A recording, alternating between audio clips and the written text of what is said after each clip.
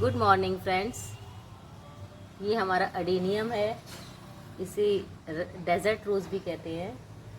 ये variegated adenium है और इसी का मेरे पास एक देसी वाला भी है। ये देसी अडेनियम है। इसका कोडेक्स बहुत सुंदर होता है। इस प्लांट की खूबसूरती ही इसका कोडेक्स है। और इसकी जब हम कटिंग लगाते हैं तो कटिंग में नीचे से वो कोडेक्स नहीं बनता, केवल वो कटिंग ग्रो करती हैं। हालांकि उसमें फ्लावर्स आते हैं, लेकिन जो खूबसूरती होती है इसकी कोडेक्स की, ये नहीं रहती उसमें। केवल इस तरह से ब्रांचेज होती हैं, वो नीचे से ग्रो होती रहती हैं। इसके लिए मिट्टी के लिए इसमें सैंडी सॉइल का होना बहुत ज़रूरी है। इसीलिए इसमें 50% सैंड और 20% सिंपल मिट्टी और बाकी का उसमें आप खाद, जिसमें या तो गोबर की खाद ले सकते हैं या वर्मी कंपोस्ट या इस तरह की कोई खाद उसमें इस्तेमाल करें। इसमें फंजीसाइड का प्रयोग करें, क्योंकि इसमें इसके कोडेक्स में अगर थोड़ा भी पानी ज़्यादा हो जाता है तो इसमें फंगस लग जाती है। तो इसके लिए जो इसका ग्रोइंग सीज़न होता है वो गर्मियों का होता है, तो गर्मियों में इसमें फ्लावर्स बहुत अच्छी तरह से आते हैं। वेरीगेटेड अडेनियम जो होता है उसमें देसी अडेनियम के ऊपर वेरीगेटेड की ऊपर से ग्राफ्टिंग की जाती है। देखिए जैसे ये है इसकी, ये ग्राफ्टिंग का पॉइंट है इसका। तो जब भी इसकी कभी कटिंग करें तो इसकी ग्राफ्टिंग के ऊपर से करें। इसकी कटिंग करने से इसमें ब्रांचेज, एक कटिंग ब्रांच की करेंगे आप तो उसमें से 2 या 3 ब्रांच निकलती हैं। तो कटिंग करने से ये अडेनियम घना हो जाता है, जिससे सुंदर भी लगता है। और इसके ये वेरीगेटेड फ्लावर है, ये रोज़ी एडेनियम भी कहते हैं इसको। ये रोज़ फ्लावर से भी ज़्यादा खूबसूरत लगता है। और जो देसी एडेनियम होते हैं उनके ये फ्लावर्स जो होते हैं वो सिंगल पेटल में अधिकतर आते हैं और कलर भी उसका 1-2 ही होते हैं, लेकिन वेरीगेटेड में कई कलर में आता है। वाइट एडेनियम भी होता है, येलो है और ये मेरा रेड है।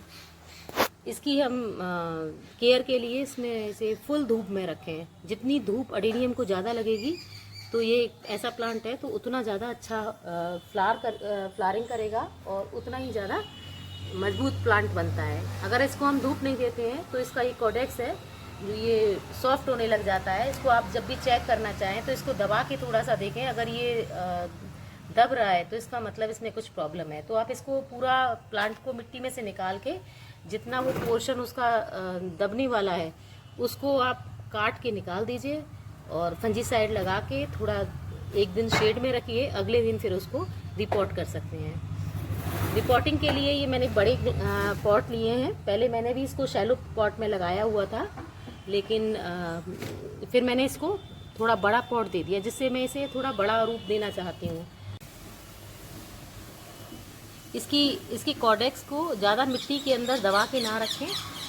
इसकी कोडेक्स को ऊपर रखें, केवल उसका नीचे का पोर्शन होता है उसमें जो रूट्स होती हैं उतना ही पोर्शन मिट्टी में दबाएं। और इसको हर 1 साल के बाद में, 1-1.5 साल के बाद में इसको थोड़ा ऊपर उठा के और कोडेक्स को ऊपर उठाते जाएं। जब मैंने ये प्लांट परचेज़ किया था तब इसका कोडेक्स केवल यहाँ तक था। उसके बाद धीरे धीरे इसे उठाते हुए मैंने कई साल, 3-4 साल पुराना प्लांट है ये मेरा, तो थोड़ा और ऊपर करते हुए इसकी कोडेक्स ऊपर उठाते गए तो वो और मोटा होता जाता है। इसकी मिट्टी देखिए एकदम भुरभुरी मिट्टी होनी चाहिए। सैंडी सॉइल जो होती है वो इसके लिए बहुत अच्छी होती है। इसे हम जितना सैंडी सॉइल में रखेंगे उतना ज़्यादा अच्छा रहेगा, क्योंकि इसमें पानी ड्रेन हो जाता है, ज़्यादा देर तक गमले में रुकता नहीं है। तो पानी इसमें रुकेगा तो ये इसका कोडेक्स बहुत जल्दी ख़राब हो जाएगा। इसमें कभी आप हम 1 महीने के बाद लगभग फंजीसाइड का स्प्रे कर सकते हैं। थोड़ा DAP या फिर गोबर की खाद या वर्मी कंपोस्ट इसमें 1-1.5 महीने बाद दे दीजिए। बहुत जल्दी इसमें खाद देने की आवश्यकता नहीं पड़ती है। इसके प्रोपगेशन के लिए इसको हम कटिंग से लगा सकते हैं। कटिंग से लगाने पर बस वही है कि इसका कोडेक्स मोटा नहीं होगा नीचे से। इसकी कटिंग के लिए, इसकी कटिंग देखिए मैंने ये लगा रखी है। देखिए ये कोडेक्स जो नीचे से होता है ये मोटा नहीं होता। हालांकि इसमें फ्लावर आते हैं, खूब ऊपर से कली बनती है, अभी इस समय नहीं है, लेकिन इसमें बहुत फ्लावर्स खिल चुके हैं। ये मैंने सैलो पॉट में लगाए हुए हैं तीनों। ये मेरे पॉट जो है ये इसकी कटिंग के ही हैं, लेकिन इसकी कटिंग में बस ये नीचे का पोर्शन है ना, ये डंडी की तरह से ही रहता है, मोटा नहीं होता कोडेक्स की तरह से।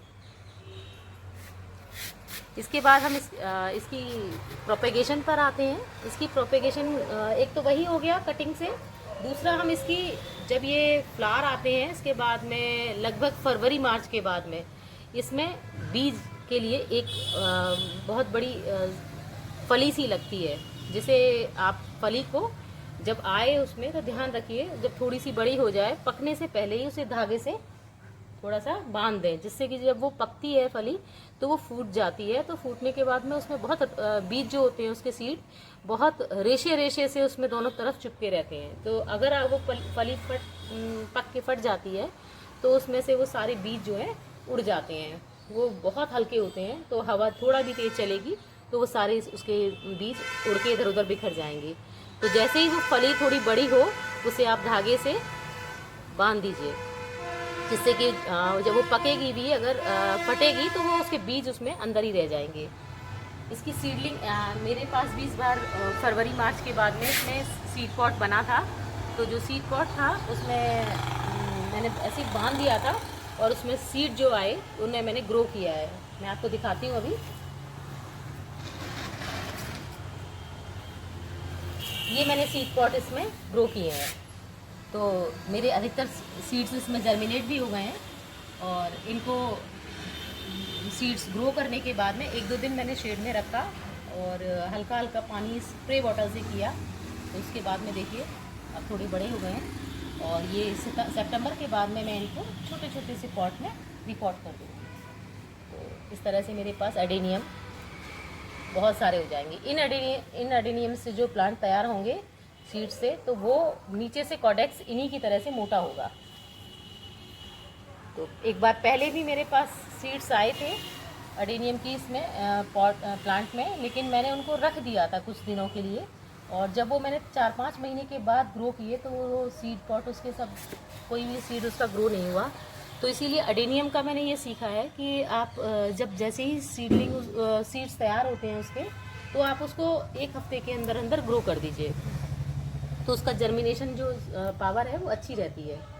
अगर आप उस सीड पॉट को रख देते हैं कुछ दिनों के लिए तो उसकी ताकत है जो सीड की वो बेकार हो जाती है। तो आप इसको जब जैसे ही आपका सीड पॉट तैयार होता है पक के, तो आप उसको 1 हफ्ते के अंदर अंदर ग्रो कर दीजिए, जिससे कि आपके पास बहुत सारे एडेनियम्स तैयार हो जाएंगे। Thank you friends.